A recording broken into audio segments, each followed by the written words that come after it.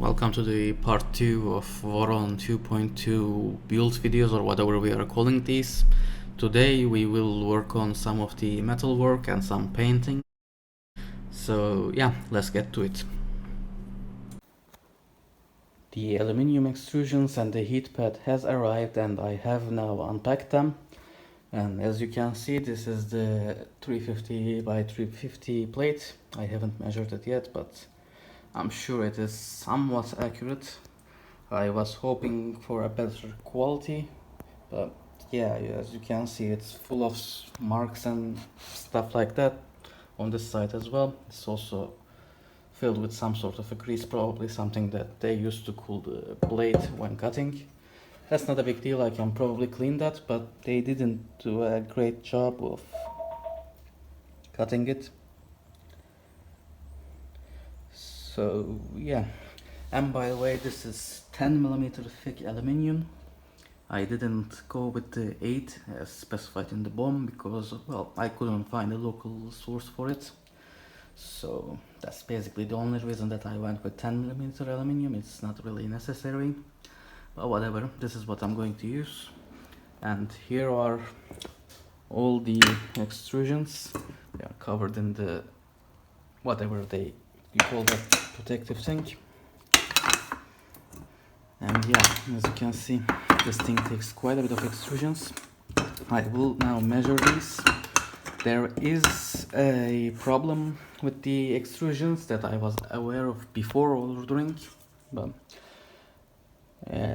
I don't know if you can see it, but in the middle part of the extrusion there is a small L shape, and yeah, that makes it hard for you to mount the MGN9 rails in the proper position for the Z-axis, because normally it is slightly offset to the side and it doesn't fit that way. You have to mount it centered, but it's not a big deal. That's for panels covering the 3D printer. For ABS printing, I don't really print in ABS, and even if I decide to print in ABS, well, I do have an enclosure, so it's not really a big deal. I'm not going to build those panels anyway, so it's not a problem in my case. Also, you might notice that these are silver, not black, and they will be black in the build. I will paint these.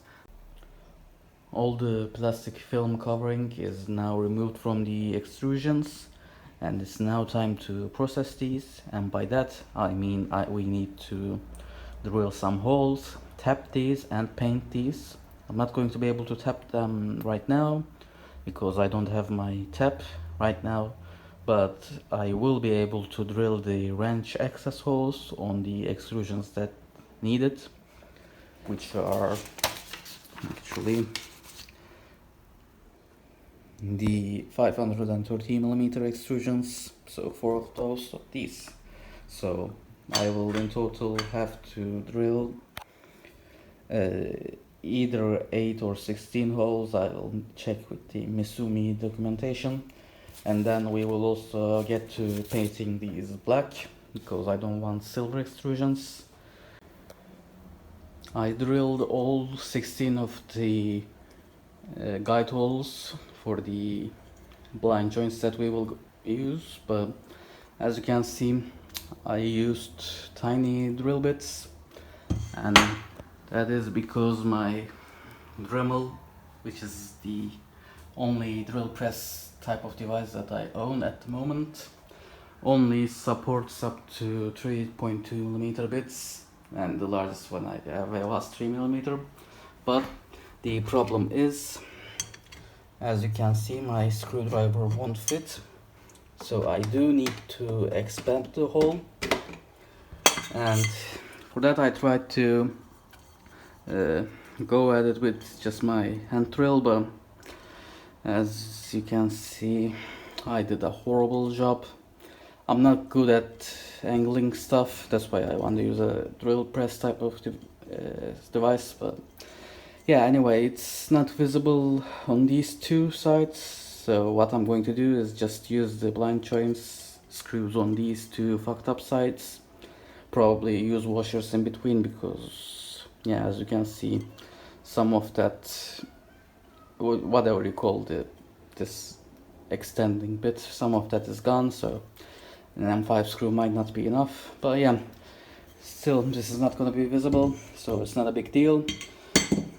The deal is I do need a bigger drill press, so yeah, I guess I'll acquire that, and then I'll come back to you. We'll drill the larger holes and then get to painting these. I went ahead and bought this drill adapter that basically turns into a stand drill. I didn't want to go all the way and buy an expensive one, so that's why I went with this. Hopefully it will get the job done, so let's unbox this.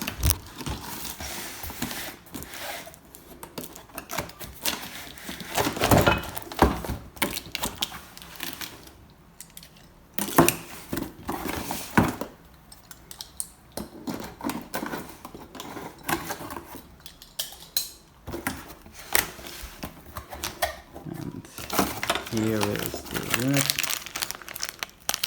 Has a few screws for assembly. Some instruction manual. Whatever, I'll probably figure it out on my own. This is the handle for the drill. Main column.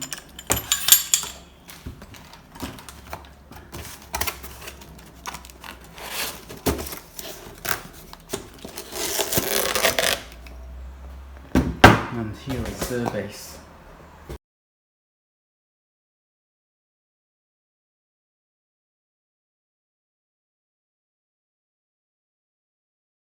And this goes here to support the column. So yeah, I'll tighten these off camera and mount the drill, and then I'll come back to you.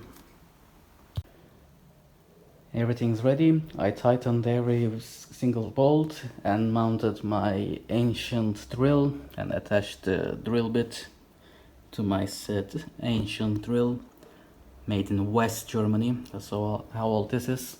But anyway, everything is now working. If the camera focuses, there we go.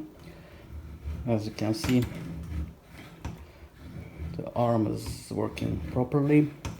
The only downside to this setup is, well, there's no way to lock this button, at least on this drill. It doesn't have that little sliding thing that some drills have. This one doesn't have that.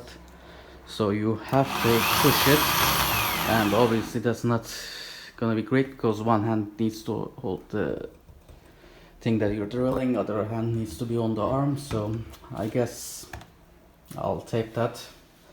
But yeah, overall I think this is gonna work, so without further delay, let's test this setup, drill the 16 holes again, and take a look at the result.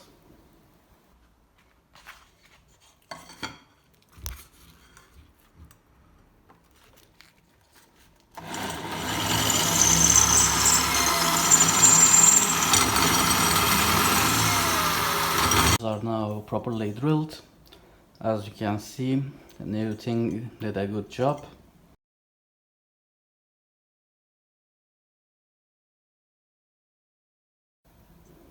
A little bit of remnant there, well, not too important. The important thing is these extrusions, these 4 extrusions are now ready. Along with the rest of the extrusions, we can now get to painting these, and we may also paint the bottom plate that will go between the heat pad and the electronics. And yeah, let me deal with the cat as well.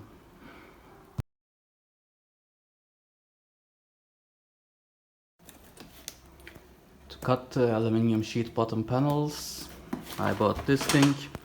It's basically an adapter for your jigsaw, so it just makes it easier to cut, at least in theory, because you have like a stop there so you can cut straight, which is my biggest problem. I'm terrible at cutting straight with a jigsaw.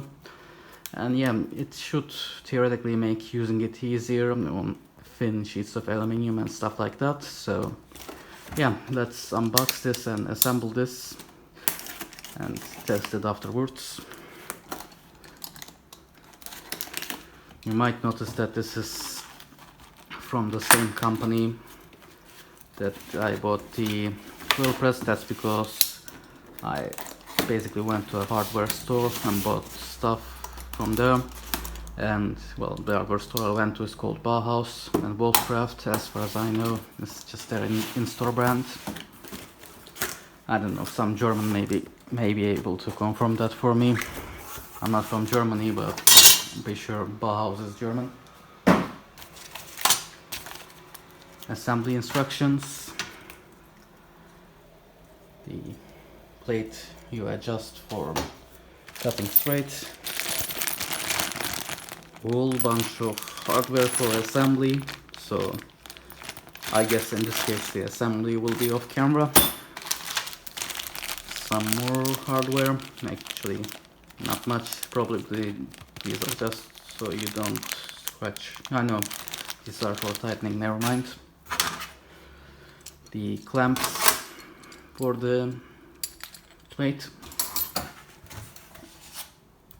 and the plate itself. Here it is assembled. The jigsaw stays in place with 4 of these basically kinda sorta U-shaped brackets. They're secured in with wing nuts, but the one problem that I have with this kit is, well, it has the washer and the bracket itself, but it is missing one wing nut, and I don't have a spare wing nuts. I don't have any use for these, so I don't keep that. I don't buy them. So yeah, this jigsaw is only secured in with 3 brackets at the moment. Hopefully it will be good enough, but we will see. After all, it is a 840 watt jigsaw. Yeah, we will see how well this works. Here is the bracket you adjust for measuring and cutting it straight. And there was a quality control issue with this bracket as well. Actually, if I loosen this,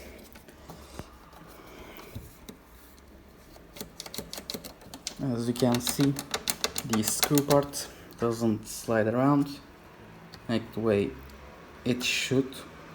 Like this one slides a bit. I can't do it one-handed, sorry, but yeah, it's supposed to slide a little bit, and that's because, well, the screw has, like, how can I describe it?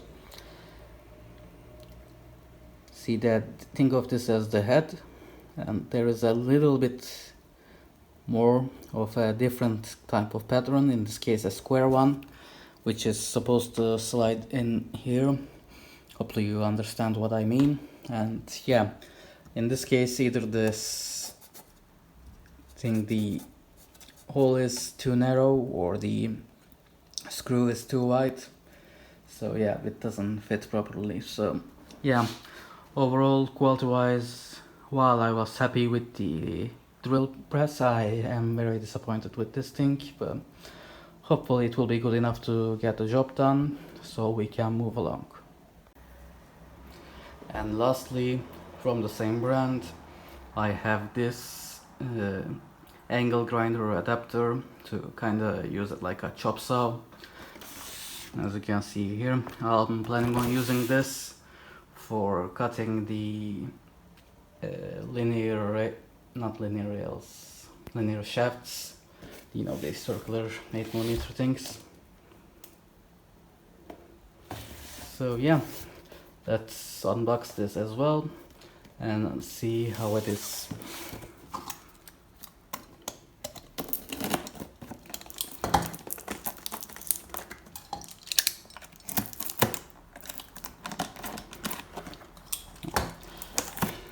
If you were just solely judging by the quality of tape, it's gonna be terrible, but whatever, let's see.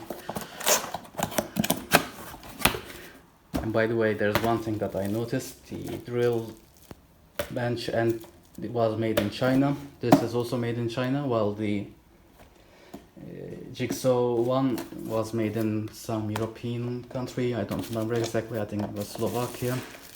So yeah, there it was made in a different facility. So maybe the quality issues are only seen in the ones made in Europe, as odd as that may sound. Yeah, we'll see. Everything slides out of the box like so, and they used zip ties to secure the stuff in. Normally I use side cutters for zip ties, but yeah, because I'm filming I can't stand up and grab them, so yeah, whatever. Got rid of them. No, there's one more. Okay, now we got rid of them. Yeah, some cardboard. Here is the thick manual as usual, in 58 billion different languages. I don't know how many countries they sell this to, but yeah, it has a lot.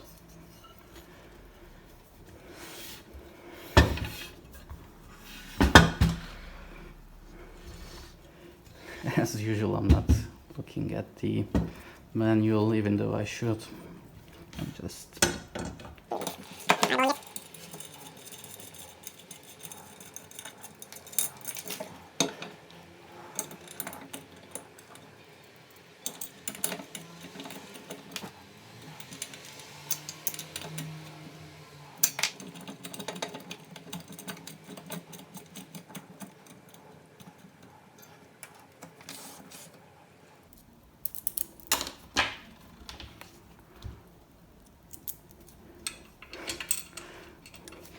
could see the way I'm filming this, you'd understand why I'm so bad at screwing it right now. Basically I have a huge ginormous tripod right in front of me between my two arms, and I can't even see because the phone is in front of my head. I'm kinda looking at going at the sides to see what I'm working on. Oh yeah, it's tightened decently well enough.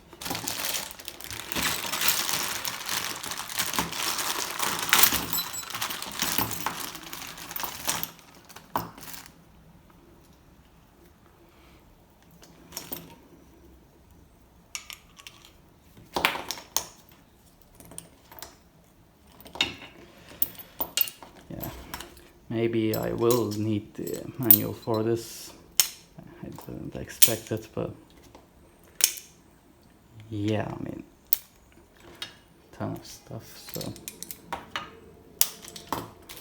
yeah, plus I don't have my angle grinder here right now anyway. I'm waiting for it to arrive. It should arrive today, so yeah, I'll get to it. I'll put the angle grinder on here and then I'll show it to you, and after that obviously we will test it. Okay, now our angle grinder is in the Chopsaw rig, and yeah, as you can see, there is quite a lot going on. This was the most complicated of all three jigs that I bought, but it looks like it will get the job done. Basically the main mounting is from these two screws, M10. There's an M10 on the back side as well. And yeah, basically you use this as a chop saw, as I described before. I used one of these stainless steel cutting discs, so I believe they'll be decent quality. Also, I haven't tested the angle grinder yet by itself either, so yeah, we will see. So without further delay, let's get to it. Let's cut some of the linear rods. All the shafts are now measured and cut. As you can see, we have 4 60mm ones, 3 50mm ones, 7 30mm ones. Actually it's supposed to be 6 30mm and one 28mm, but the 28mm is 28mm because of the 8mm thickness of the heat pad plus the 20mm travel distance in the end stop.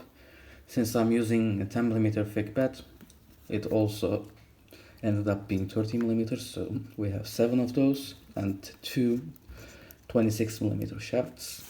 And as you can see, I ordered quite a bit more spares, so yeah, if I do ever need to recut these for some reason, I can, but yeah, probably not gonna be necessary.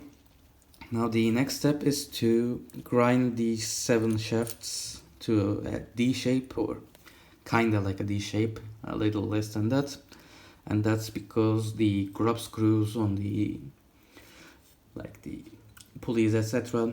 need to fit on it properly, not just grind on it. It needs to stay where you screw them in. So yeah, these need to be grinded.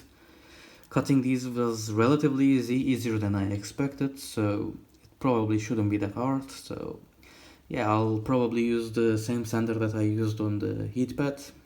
So yeah, let's get to it. I'll grind these and then I'll come back to you. This is actually 3 hours later and I have finally managed to grind down the shafts. It was a much bigger job than I anticipated, but as you can see in a second, I guess.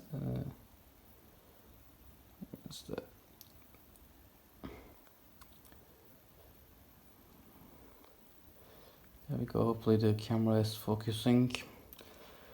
And yeah, as you can see, it is ground down enough for grub screws to sit. But yeah, as you can see, the job isn't that clean.